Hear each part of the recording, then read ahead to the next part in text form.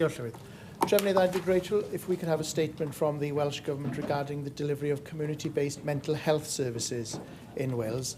I've been working with Megan's Starr Foundation, a local youth-led charity that delivers support and therapies in Milford Haven. They are helping young people via counselling sessions and workshops. They've set up the Megan Starr Community Coffee House where young individuals can connect, share their stories and find a supportive community. And they even have a Speak Easy coffee van which allows them to take their support services on the road, reaching rural areas where young people might not otherwise be able to access help and support.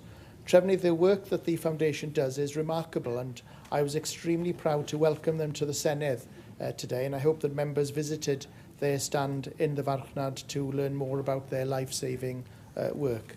Now, I believe that this sort of good practice should be rolled out more widely, and so I'd be grateful if we could have a statement from the Welsh Government on how it's supporting innovative charities like Megan's Starr Foundation, given the important work that they do to support young people who have often been overlooked by mainstream services.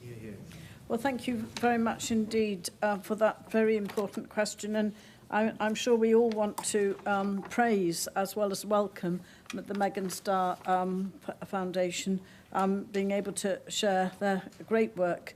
And also because this is about community-based mental health services, which obviously are meeting the needs, particularly of young people in your constituency, and a showcase for Wales. So this is something I know where the Minister for Mental Health and Wellbeing be very interested, and I'm sure will be following up on this good practice.